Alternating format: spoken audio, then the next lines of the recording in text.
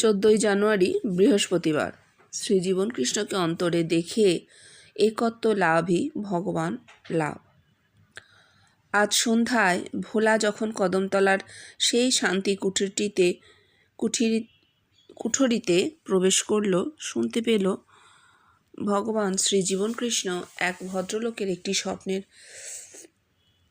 ব্যাখ্যা করছেন। ব্যাখ্যা শেষে পাঠের আদেশ পেয়ে পাঠক আবার শ্রীরামকৃষ্ণ কথামৃত পাঠ আরম্ভ করলেন। ঘরের যারা পুরাতন ও বহু পুরাতন যাত্রী, তাদের স্বপ্নের অনুভূতি উনি আর শুনতে চান না, কিন্তু ভোলার আন্তরিক ইচ্ছা গতকাল রাত্রে একটি স্বপ্নের দর্শনের কথা ওকে জানিয়ে তার ব্যাখ্যা শোনা। তাই ইতস্তত করে বললেন, গতকাল রাত্রে একটা স্বপ্ন দেখেছি, বলবো? শ্রীজীবন কৃষ্ণ বেজার হয়ে, কি দেখেছিস বল? ভোলা, দেখছি ঠাকুর শ্রী রামকৃষ্ণদেবের বাড়িতে আমার নিমন্ত্রণ। রাত্রিতে খেতে গেছি। বাড়িটি ইংরেজি এল টাইপের। ঘরগুলির সামনে এল টাইপের সুন্দর দালান, ইলেকট্রিক আলোয় দালানটি ঝলমল করছে। সেই দালানের দক্ষিণ প্রান্তে মেঝেতে একটি আসন পাতা। আসনটিতে সুন্দর কারুকার্য করা রয়েছে। আমি বাড়িতে ঢুকতেই ঠাকুর বললেন, ওগো, ভোলা এসে গেছে। কিন্তু কারোর কোনো উত্তর শুনতে পেলাম না। আমি আসনে গিয়ে বসলাম। কিছুক্ষণ পরে দেখি লাল পেরে শাড়ি পরে শ্রীমা তার বাঁ হাতের চেটোর ওপরে একটা বিরাট থালা নিয়ে ডান হাত দিয়ে থালাটির কিনারা ধরে নিয়ে আসছেন। শ্রীমা আমার কাছে এসে হাঁটু মুড়ে বসে থালাটি আস্তে আস্তে আমার সামনে বসিয়ে দিলেন। এত বড় থালা যে হয় আমি কখনো দেখিনি। আরও আশ্চর্য হলাম, থালাটির মাঝখানে 4 থেকে 5খানি ফুলো ফুলো লুচি আর চারিদিকে গোল গোল করে প্রায় 10 থেকে 12 রকমের তরকারি। শ্রীমা থালাটি নামিয়ে দিয়ে চলে গেলেন। আবার কিছুক্ষণ পরে ততোধিক এক বিরাট থালায় বোধ হয় 8 থেকে 10টা ছোট ছোট বাটিতে তরকারি নিয়ে আমার থালার চারিদিকে সাজিয়ে রাখতে লাগলেন। শ্রীমার মুখে কোনো কথা নেই। আমিও অবাক হয়ে ওই তরকারিগুলি দেখছি। খাওয়া আমার মাথায় উঠেছে। চেঁচিয়ে বললাম, ওরে বাবা, আমি এত সব খেতে পারবো না। ঠাকুর আমার কাছেই দাঁড়িয়েছিলেন, বললেন, খা না, খা না। আঙুল দিয়ে দেখিয়ে বলতে লাগলেন, এটা খা, ওটা খা। ঠাকুরের বলার মধ্যে যে কি আরতি! আমি যেন খুবই আপনজন ও অন্তরঙ্গের মতন বলছি, না না, আমি কিছুতেই এত খেতে পারবো না, আপনি যতই বলুন না কেন। আচ্ছা আচ্ছা, যা পারিস তাই খা। এই বলে ঠাকুর শ্রীমার দিকে চাইলেন। ঠাকুর যেন ছটফট করছেন। তাকে দেখে মনে হলো আরও কিছু আইটেম আছে যেটি শ্রীমা দেননি। ঠাকুর নিজেই চলে গেলেন রান্নাঘরের দিকে। একটু পরে হাতের মুঠোর মধ্যে কিছু একটা নিয়ে এসে আমায় বলছেন, হাত পাত, নে, খেয়ে নে। আমিও সঙ্গে সঙ্গে সেটি মুখের মধ্যে পুরে যেই মুহূর্তে একটি কামড় দিয়েছি, সেই মুহূর্তে আমি জ্ঞান হারালাম, সমাধিস্থ হয়ে গেলাম। কিন্তু শুনতে পেলাম ঠাকুর শ্রীমাকে বলছেন, জানো জানো, এরা কারা? এরা জীবন কৃষ্ণের কাছে যায়, এরাই ভগবান।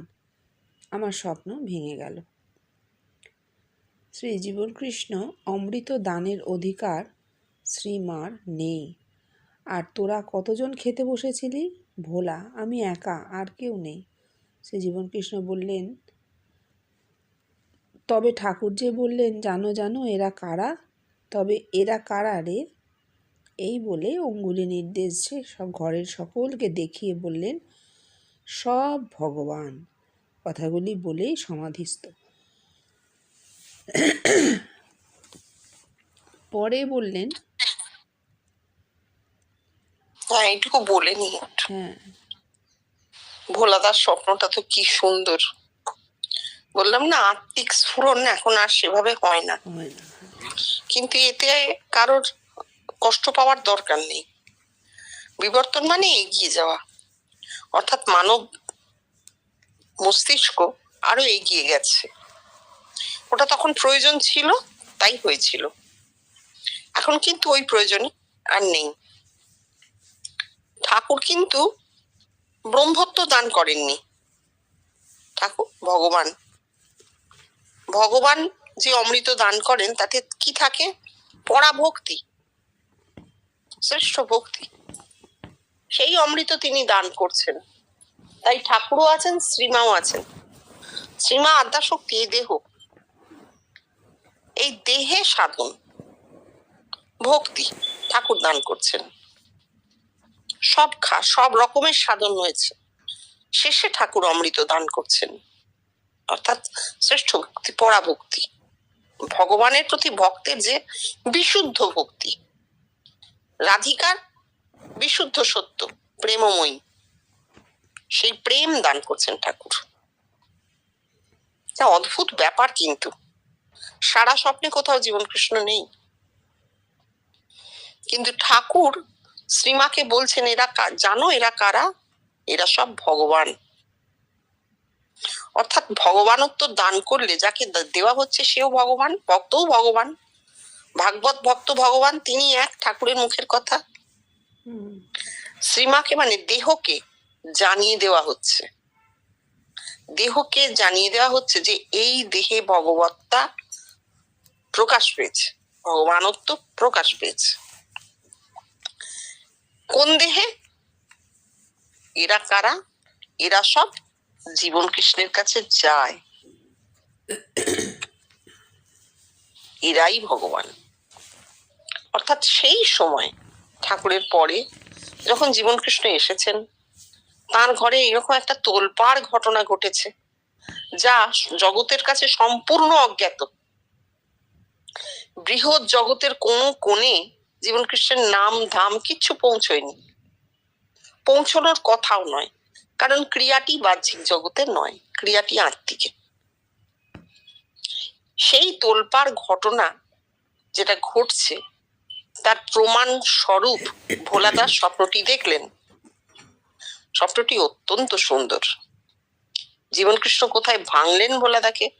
যে কোনো কেউ এরকম একটা স্বপ্ন দেখলে আর এরকম ব্যাখ্যা শুনলে তার অহংকারের সীমা থাকবে না। সে মনে করবে আমার জীবন এইভাবে, আর কি, যে আমার জীবন ধন্য হয়ে গেছে, আমার যা পাওয়ার সব পাওয়া হয়ে গেছে, আর কি পাবো? আমাকে ঠাকুর ভগবানত্ব দান করেছেন, দেহ শ্রী মা তাঁর আমি এইরকম কৃপা পেয়েছি, আদ্যাশক্তির পরম কৃপা, ঠাকুর আমায় ভগবানত্ব দান করেছেন, আর আমার কি চাই? সব রকমের সাধন হয়েছে, সব বসিয়ে খাইয়েছেন। কিন্তু কথাটাকে জীবন কৃষ্ণ ভেঙে দিলেন, দিয়ে বললেন, তুই তো একা খাচ্ছিলি, তাহলে ঠাকুর কেন বললেন এরা কারা? এরা কারা? বলে ঘরের সব দিকে আঙুল দেখিয়ে বললেন, সব ভগবান। শুধু ঘরে নয়, তার তো ঘরবার এক হয়ে গিয়েছিল, জগতের প্রতিটি মানুষই ভগবান। হ্যাঁ, আত্মিক স্ফুরণ ভোলাদার হয়েছে 100 বার, অনুভূতি ভোলাদার হয়েছে। ঋষিদের হতো, ঋষিরা দু কথায় বলে দিয়ে চলে যেতেন। ভোলাদাকে পুরো স্বপ্নটা অনেক ব্যাখ্যা করতে হলো। কেন হলো? জীবন কৃষ্ণ একবার বলেছিলেন, উপনিষদের যুগে ঋষিদের যে ব্রেন পাওয়ার ছিল, পরে সেটা মানুষের কমে গিয়েছিল, মানুষের আর ধারণা শক্তি ছিল না। তখন তারা ওই প্রতীক টতীক তৈরি করে বিগ্রহ প্রতিমা পুজো টুজো এইসব শুরু করলো। তোমাকে বেশি দূরে যেতে হবে না, আজ থেকে 50 বছর আগে আমাদের মাথা যেভাবে কাজ করত, যত পিওর কনসেন্ট্রেশন, খুব মনোযোগ দিয়ে আমরা কোনো জিনিস পড়তে পারতাম, বুঝতে চেষ্টা করতাম, তলিয়ে যেতাম ভেতরে, বিষয়ের ভেতরে তলিয়ে যেতে পারতাম। আজকে কিন্তু সেই জিনিসটা আর হয় না। তার কারণ টেকনোলজি, যন্ত্র। মানুষ এতটাই ভোগবাদ এবং যন্ত্র সভ্যতায় ডুবে গেছে যে তার মাথা কোনো জায়গায় স্থির নেই, কোনো জায়গায় স্থির নেই, গভীর মনোযোগ কোথাও নেই। সব ফ্লিটিং মোমেন্টস, মুহূর্তরা সমানে সরে সরে যাচ্ছে, মাথা কোথাও দাঁড়াচ্ছে না। তাহলে আমাদেরও ব্রেন ক্যাপাসিটি কিরকম অবস্থা হয়েছে বুঝতে পারা যায়, কতটা কমেছে। ঠিক ঋষিদের যুগের সঙ্গে পরবর্তী যেসব যুগ এসেছে এই তফাৎ। সেই ব্রেন ক্যাপাসিটি পরবর্তী যুগের মানুষের ছিল না। কেন? সভ্য মানুষ তো, যখন জগতে তারা সভ্য হতে শুরু করলো, যখন আত্মিকের সভ্যতা এক জিনিস, জগতে যখন মানুষ সভ্য হতে শুরু করলো, কি হলো? ভোগ সৃষ্টি হলো। ভোগ এমন জায়গায় নিয়ে গেছে এখন আমাদের, যে আমরা ভোগ ছাড়া কিছু ভাবতেই পারি না। যত ভোগ তত তো বিয়োগ, যোগ তো হবে না, মনে সেই গভীরতা তো থাকছে না। তাই জন্যই ভোলাদাকে তাঁর এই সুন্দর অনুভূতিটি প্রায় এক পাতা ধরে ব্যাখ্যা করতে হলো। ঋষিদের যুগ হলে ঋষিরা 3টে শ্লোকে বলে দিতেন, আর জীবন কৃষ্ণ একটা কথাই বলে দিলেন। এরা কারা? এরা সব ভগবান, জগতের প্রতিটি মানুষ ভগবান। এইটাই মন্ত্র হওয়া উচিত। ঠিক আছে, তারপর পড়ো। পরে বললেন, মানুষ ভগবানের কাছে কতটুকু চাইতে পারে বাবা? ওরে, আমি ভগবানের কাছে বর চেয়েছিলাম, যাকে একবার বলবো ওর ভগবান দর্শন হোক, তারই ভগবান দর্শন হয়ে যাবে। কিন্তু তা হলো না বাবা। বেষ্টির ভগবান দর্শনের সঙ্গে আমি কিসের তুলনা দিয়েছি? কারো মনে আছে? বল দেখি। ম্যাট্রিক পাস যেমন হয় সেই রকম। আর এতে কি হতো জানিস? যদি আমি ওই বরই পেতাম, I would have been a globe trotter. কিন্তু দেখ, দ্বৈতবাদেই বলি, ভগবান কত বড় বস্তু দান করেছেন। আমায় বলতে হবে না, এমনকি আমায় চিনতেও হবে না, আমার কথা কারো কাছ থেকে শুনতেও হবে না। সেই অবস্থাতেই তার ব্রহ্মত্ব লাভ হয়ে যাচ্ছে। ব্রহ্মত্ব, একত্ব, এই ভগবান দর্শন। হ্যাঁ, এই পরিষ্কার করে বলে দিলেন যে কেন কেন উনি ভগবান দর্শনের কথা কাউকে বলেননি। হ্যাঁ, উনি বললে তো দেখতে পেত লোকে। হ্যাঁ, যাকে একবার বলবো ভগবান দর্শন হোক, তার ভগবান দর্শন হয়ে যাবে, এই বর উনি ঠাকুরের কাছে চেয়েছিলেন। সত্যি হতেও পারত, কিন্তু কথাটা হচ্ছে যে না, ঠিক ওইভাবে হবে না। এটা সেই ম্যাট্রিক পাস, এতটুকু ভগবান দর্শন সাধন জগতে একটা এতটুকু বস্তু।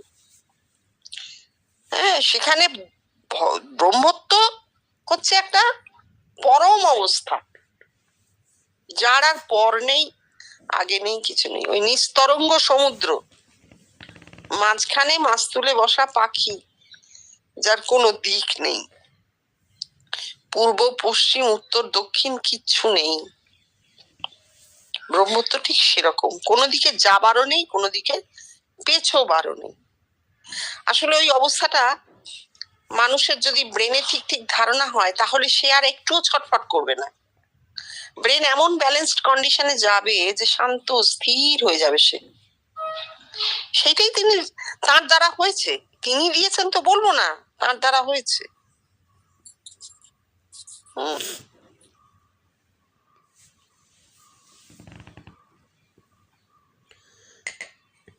পড়ো। পাঠ শ্রীরামকৃষ্ণ বলছেন, অখণ্ড মহাযোগ। শ্রীজীবন কৃষ্ণ, অখণ্ড মহাযোগটা কী রে? অখণ্ড শূন্য, আর মহাযোগ হলো মহা পরিবর্তন। মহা এখানে সংখ্যাসূচক, বহু একে পরিবর্তিত হচ্ছে। অখণ্ড, যার কারণ জানা যায় না। বল, তোরা আমায় কেন দেখিস? এই অখণ্ড। তোরা হয়তো বলবার বেলায় বলবি, কেন আপনি ব্রহ্ম, ভগবান, আরও কত কি। কিন্তু যে মুহূর্তে আমি বলবো আমিও তোদেরই মতো একটা মানুষ, তখন কোথায় যাবে তোদের এই অতি পুরাতন গাল ভরা কথা? হ্যাঁ, নে পড়। এইখানটায় আমার মনে হয় আরো উনি কিছু বলেছিলেন, যেটা ভোলাদার আর খেয়াল ছিল না। অখণ্ড কথাটা বললেই খণ্ড গায়ে লেগে আছে কিন্তু, তাই না? খণ্ড মানে টুকরো, টুকরো কথাটা গায়ে লেগে আছে। আমার মনে হয় এখানটা ভোলাদা হয়তো মিস করে গেছেন কিছু, আরো কিছু উনি বলেছিলেন। মহাযোগ, মহা মানে আমরা যে কোনো জিনিসের আগে মহা কখন ধরি? যখন ভূমা বোঝাতে, বহু বৃহত্তত্ব বোঝাতে মহা যোগ করি। পুরুষ, যে কোনো পুরুষ, যেই মহাপুরুষ বললাম তখন তার বৃহত্তত্ব বোঝাতে, শ্রেষ্ঠত্ব বোঝাতে মহা। যোগেরও বৃহত্তত্ব বা শ্রেষ্ঠত্ব বোঝাতে মহা। সেই মহাযোগের আগে অখণ্ড কথাটা যখন লাগছে তখন কি হচ্ছে? যাকে টুকরো করা যায় না। উনি বলছেন এই অখণ্ড মহাযোগ এইখানেই হয়েছে, এই যে আমাকে তোরা দেখিস সেই অখণ্ড থেকে। এইখানে এই অখণ্ড কথাটা যেহেতু আগে ব্যবহার হয়েছে তাই এবারও ব্যবহার হলো। আমার মনে হয় অসীম থেকে, অনন্ত থেকে এই কথাটা হলে ঠিক হতো। সীমাহীন ব্যাপ্তি নয়, সীমা নেই, সীমাবদ্ধ করা যায় না যাকে। অনন্ত, অন্তহীন, যার কোনো শেষ লাইন টানা যায় না, যা স্থান কাল জুড়ে থাকে না, সময়ের বা স্থানের অস্তিত্বই নেই যেখানে, সেই জায়গা থেকে অনন্ত, অসীম মহাযোগ, অনন্ত মহাযোগ। এইরকম হলে আমার মনে হয় হয়তো উনি বলেওছেন, বলাদা মিস করেছেন, কারণ অখণ্ড কথাটার গায়ে খণ্ডটা লেগে আছে, এই যে টুকরো কথাটা লেগে আছে। না, খণ্ডের কোনো অস্তিত্ব এখানে নেই। এবার কেউ যদি বলেন যে অত লাগানোই আছে সেইটা বোঝাতে, অখণ্ড বোঝাতে, যে যাকে টুকরো করা যায় না। না, যাকে টুকরো করা যায় না, যা টুকরো নয়, গোটা পূর্ণ, এই বোঝাতে, সেখানেও কিন্তু কথা আছে। পূর্ণ কি? নিত্য বললে তাও হতো, নিত্য থেকে মহাযোগ, তুরীয় থেকে, নির্গুণ থেকে মহাযোগ, হ্যাঁ হতো, কারণ তার সবটা কখনোই ব্রেন ধারণা করতে পারে না। কিন্তু পূর্ণ বললেই আমাদের মনের মধ্যে একটা পূর্ণত্বের ছবি যেন তৈরি হতে শুরু করে। ওই জন্যই বলেছিলেন, আমাকে কি তোরা কাটা কাটা দেখিস? গোটা মানুষটাই তো দেখিস।